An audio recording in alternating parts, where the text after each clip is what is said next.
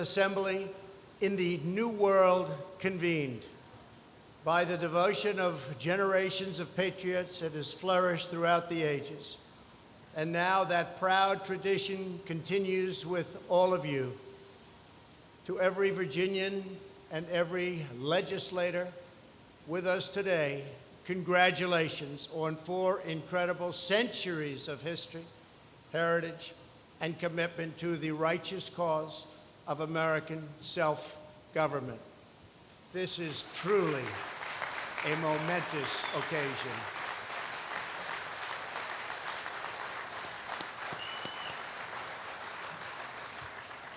I want to thank the Governor of Virginia for inviting me to speak at this very important event. And with us this morning are many distinguished guests and officials from across the Commonwealth, including Lieutenant Governor Justin Fairfax. Thank you very much.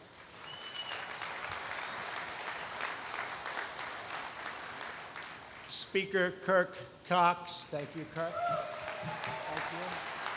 Thank you. Thank you, Kirk. Senate Majority Leader Tommy Normant. Thank you. Thank you.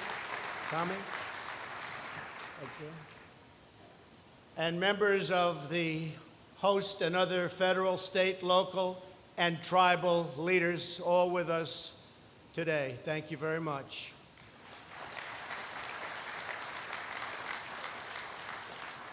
We're also very thankful as well to have with us Secretary Ben Carson. Ben, thank you very much, wherever you may be. Thank you, Ben. And Acting Director, person that you know very well, Acting Director Ken Cuccinelli. Spent a lot of time with you folks and has a lot of respect for you. And the terrific people at the Department of the Interior and the National Park Service. I want to thank you all for being here with us. It's a great honor. I also want to recognize everyone at American Evolution and the Jamestown Settlement, the Jamestown-Yorktown Foundation, the Jamestown Rediscovery Project, and Preservation Virginia. Thank you very much. What a great job you do. Thank you. The fact is that each of you has helped protect and preserve our national treasures here at Jamestown, and it's a great debt. We owe you a great, great debt. Thank you. What a job. On this day in 1619, just a mile south of where we are gathered now, 22 newly elected members of the House of Burgesses assembled in a small wooden church. They were adventurers and explorers, farmers and planters, soldiers, scholars, and clergymen. All had struggled, all had suffered, and all had sacrificed in pursuit of one wild and very improbable dream. They called that dream Virginia.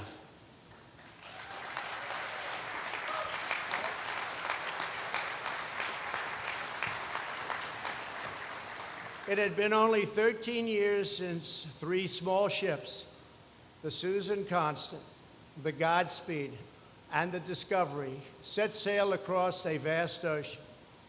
They carried 104 settlers to carve out a home on the edge of this uncharted continent. They came from God and country. They came in search of opportunity and fortune, and they journeyed into the unknown with only meager supplies, long odds, and the power of their Christian faith.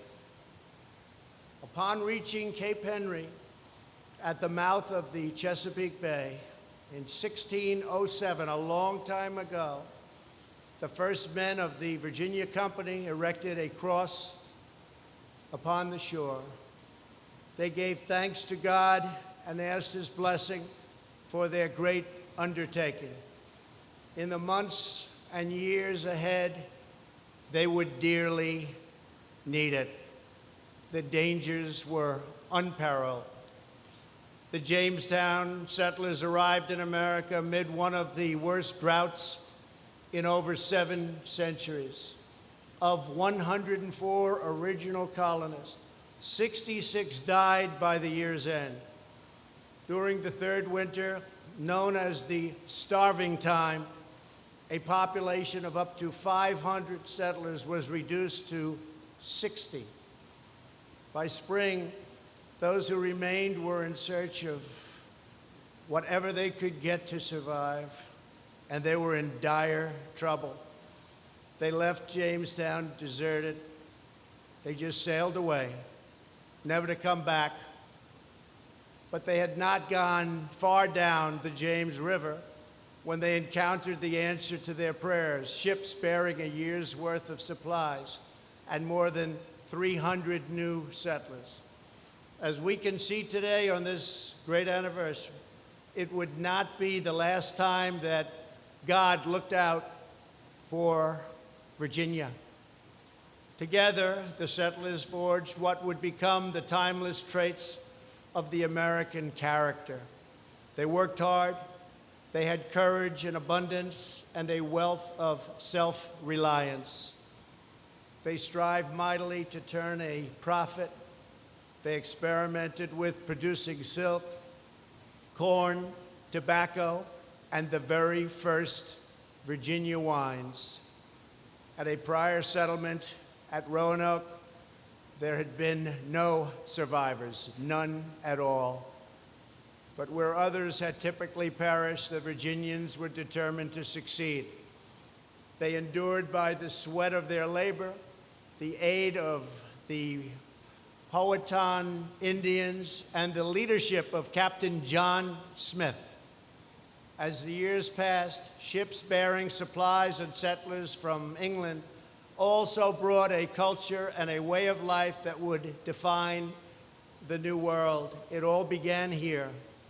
In time, dozens of brave, strong women made the journey and joined the colony.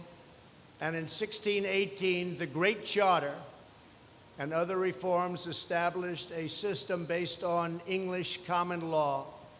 For the first time, Virginia allowed private land ownership. It created a basic judicial system. Finally, it gave the colonists a say in their own future, the right to elect representatives by popular vote. With us today, in tribute to that English legal inheritance, is the former clerk of the British House of Commons, Sir David Natzler.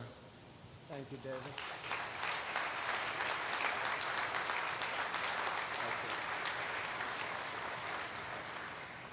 Sir David, we're thrilled to have you with us. Thank you very much for being here. Thank you very much, David. At that first American Assembly in 1619, the weather was so hot that one legislator actually died. Mercifully, the session was cut very short. But before adjourning, the Assembly passed laws on taxation, agriculture, and trade with the Indians. With true American optimism, the Assembly even endorsed a plan to build a world-class university in the still rugged wilderness. It was a vision that would one day be fulfilled just miles from here at one of America's earliest educational institutions, the esteemed College of William and Mary. Great place.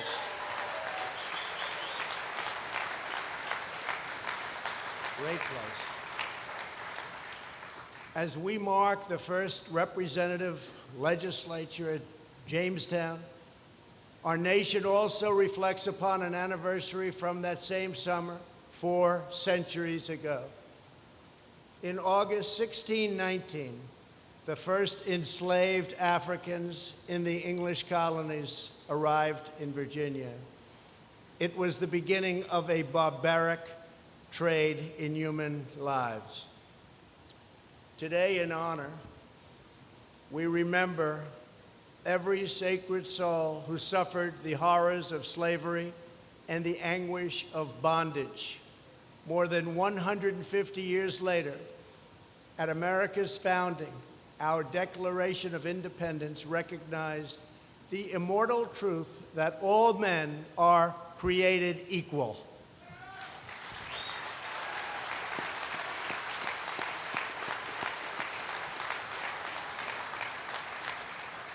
Yet it would ultimately take a civil war, 85 years after that document was signed, to abolish the evil of slavery.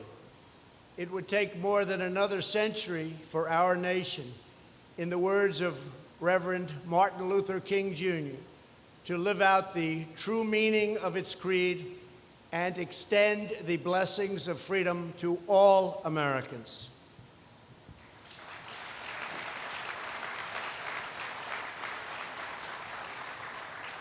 In the face of grave oppression and grave injustice, African Americans have built, strengthened, inspired, uplifted, protected, defended, and sustained our nation from its very earliest days. Last year, I was privileged to sign the law establishing a commission to commemorate the arrival of the first Africans to the English colonies and the 400 years of African American history that have followed. That was an incredible day. That was an incredible event. Today, we are grateful to be joined by that commission's chairman, Dr. Joseph Green. Thank you, Dr. Green, please.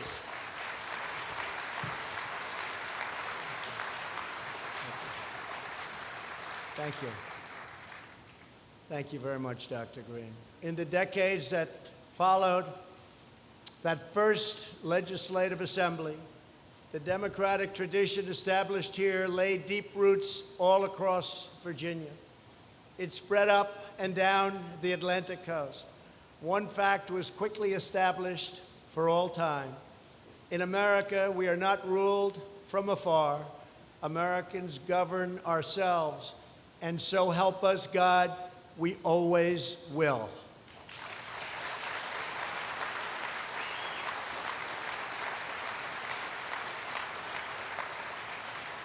Right here in Virginia, your predecessors. You can't send us back. Virginia is our home. Mr. President, you cannot send us back. Virginia is our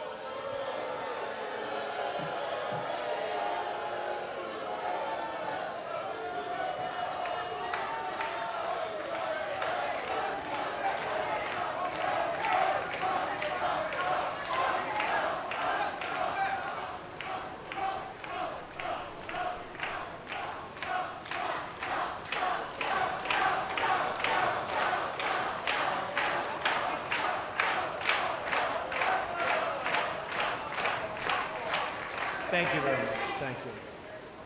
Right here in Virginia, your predecessors came to Williamsburg from places you all know very well. They were names such as George Washington from Fairfax County, Thomas Jefferson from Albemarle County, James Madison from Orange County, James Monroe from Spotsylvania County, Patrick Henry from Louisa County, George Mason from Fairfax County, George Wythe, W-I-T-H. It's a great name. From Williamsburg, and Richard Henry Lee from Westmoreland County. Incredible names. Incredible names.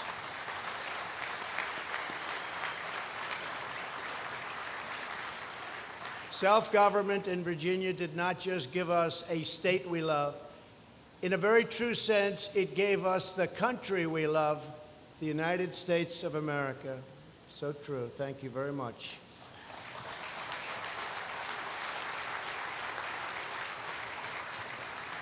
When Madison drafted the First Amendment to our Constitution, he drew inspiration from Virginia's statute for religious freedom.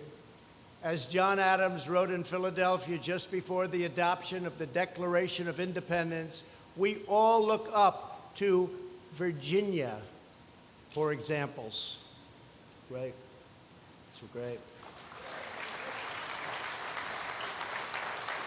And when Patrick Henry rose to speak his famous words at St. John's Church in Richmond, "Give me liberty or give me death," he spoke in defense of a tradition that began more than 150 years before at Jamestown, right here.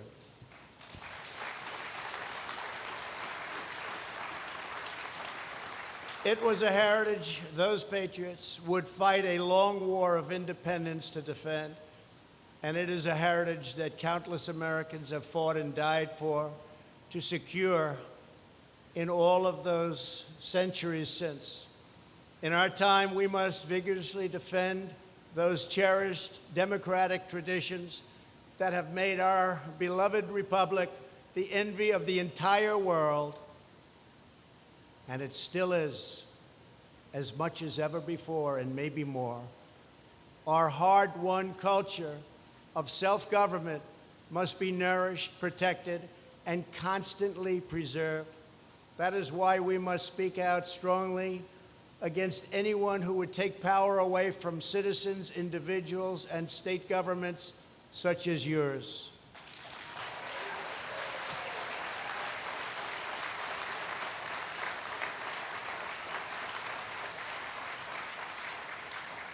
In America, the people will forever rule, the people will forever reign, and the people will forever be sovereign.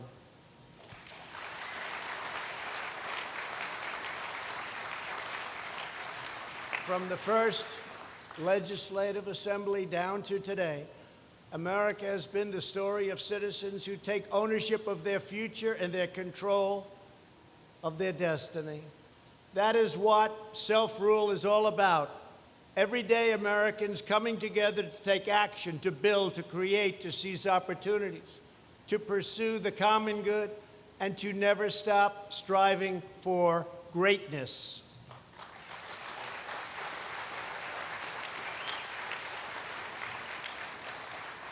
Four centuries ago, one early voyager to Jamestown captured the spirit of confidence and daring that has always powered our great experiment in self-government.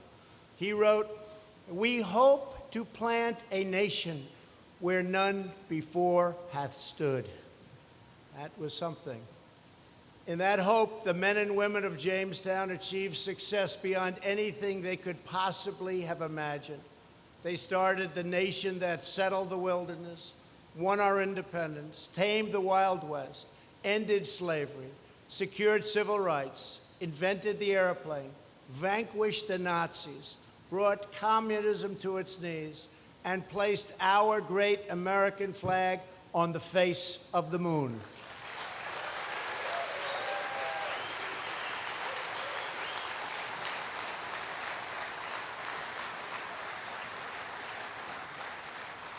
And in a program that's just started, someday very soon, American astronauts will plant our beautiful stars and stripes on the surface of Mars.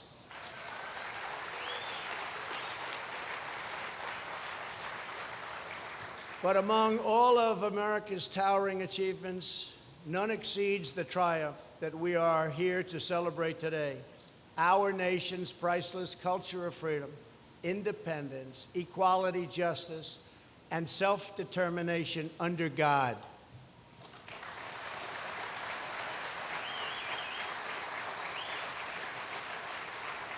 That culture is the source of who we are. It is our prized inheritance. It is our proudest legacy. It is among the greatest human accomplishments in the history of the world. What you have done is the greatest accomplishment in the history of the world, and I congratulate you. It started right here.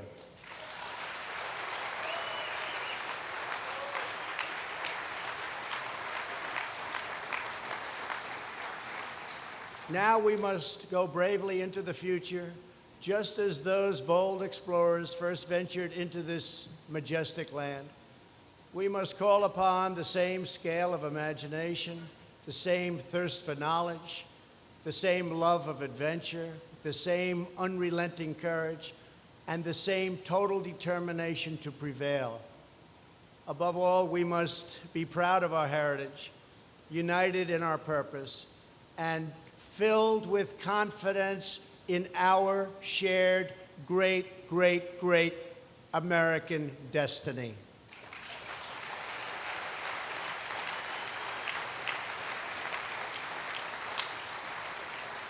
For in America, no challenge is too great, no journey is too tough, No task is too large. No dream is beyond our reach. When we set our sight on the summit, nothing can stand in our way. America always gets the job done. America always wins.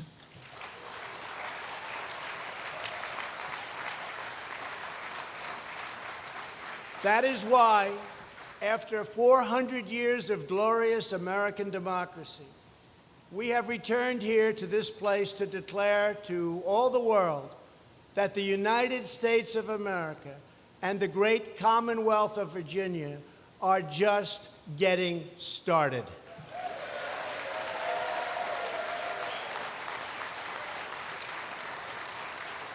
Our future is bigger, bolder, better, and brighter than ever before.